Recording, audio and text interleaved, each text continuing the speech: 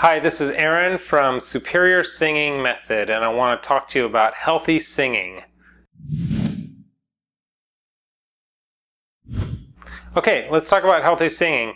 The number one thing when it comes to singing is, I would say, and this may sound kind of obvious to you, but it's drinking water. And I'm going to give you a list of a bunch of things. This is just the very first one, that drinking water is good for so many reasons. First of all, it helps flush down any of the stuff that's in your throat, whether it's mucus or just whatever. It helps just flush out anything that's gonna hinder you from singing well, that is. Because if there's mucus in your throat or whatever, there's pollen, if it's in summer or whatever, flushes all that down. If that's in your throat, it makes it harder to manipulate the notes. So when you're singing, it's harder to be on key, sing in tune, and all that stuff. So water is a really good one. It flushes down. But not only that, it's really good for hydrating your vocal cords. When your vocal cords are dried out, it's going to affect everything when it comes to singing. For sure your tone, for sure your pitch, and all that stuff. So you want to keep your vocal cords nice and hydrated.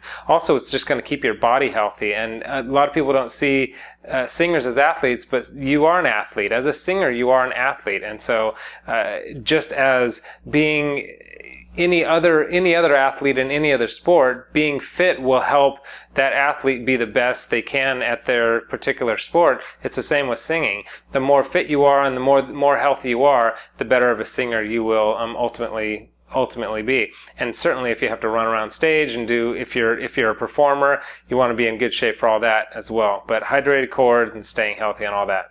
What else along those same lines is diet.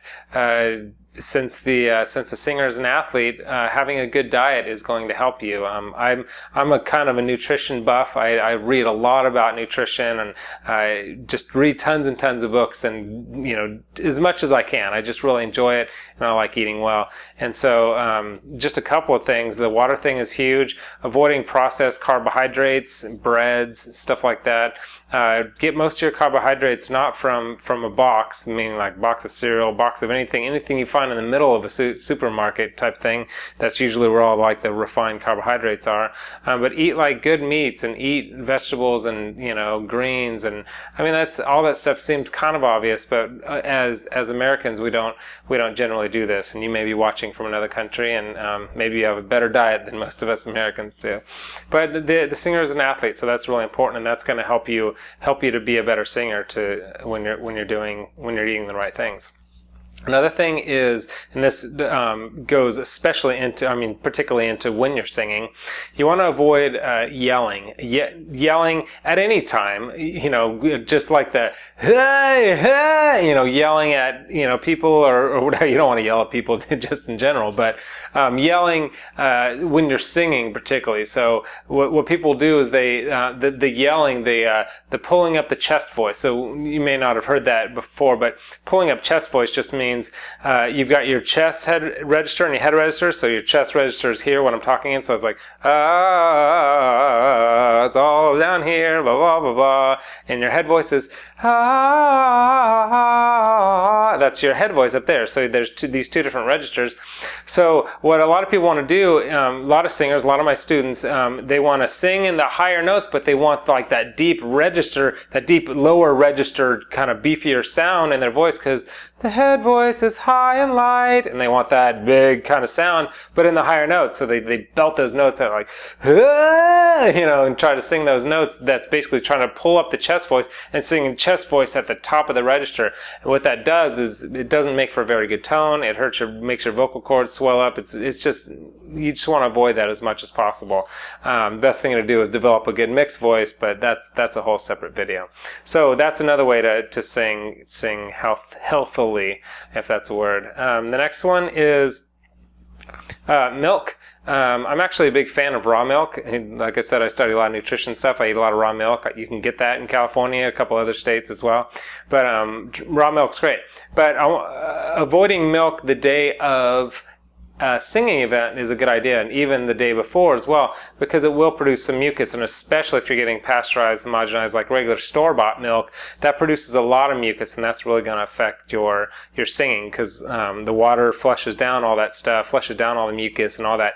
If there's pollen in there or whatever, that's why you want to drink a lot of water. But the milk itself will produce mucus, and the same is true for cheeses and most dairy. So it's good to avoid dairy when you're getting ready for a singing event, or just getting ready to sing.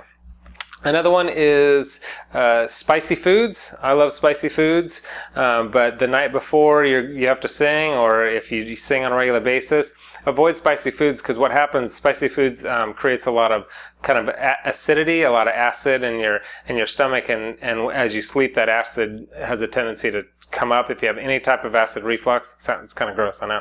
It's a singing video and I'm talking about all this nasty stuff, but it splashes up onto your vocal cords, and you can imagine your vocal cords are just these little pieces of cartilage and muscle and acid on them. You can imagine how that's gonna wake up and your throat's not gonna feel well, and you can be like, what happened? I wasn't yelling yesterday, but the spicy food will do that. Another thing, the day of, a lot of this I'm talking about the day of a gig, but most of this is just kind of in general to be healthy, to be a healthy singer. But the day of a gig, day of a singing, you want to definitely do a vocal warm-up exercise, and your vocal warm-up and your strengthening exercises, all those things, but you don't want to overdo those. Just do a really light warm-up routine and a little bit of the strengthening exercises, because if you overdo it, then your voice just won't be as shiny. It won't have as much luster when you go to sing, because you will have worn it out a little bit. So anyway, those are a couple of healthy singing tips, and I just want to encourage you to sing. If it is your goal to be a singer, singers sing. They practice singing. They practice their exercise. They look for opportunities to sing. And I want to encourage you that if that's what you want to do, you can do it, because it is possible to learn to sing. Even if you weren't born with a lot of talent, it doesn't matter. You can learn to sing. So I want to encourage you to go after your dreams and do that. So again, I'm Aaron from Superior Singing Method. If you don't mind, you want to share the love, go ahead and subscribe to my channel and leave a comment. I look through the comments and find out what people want me to post on my YouTube channel, and I do my best to try and post different, whatever it is that you want to learn about.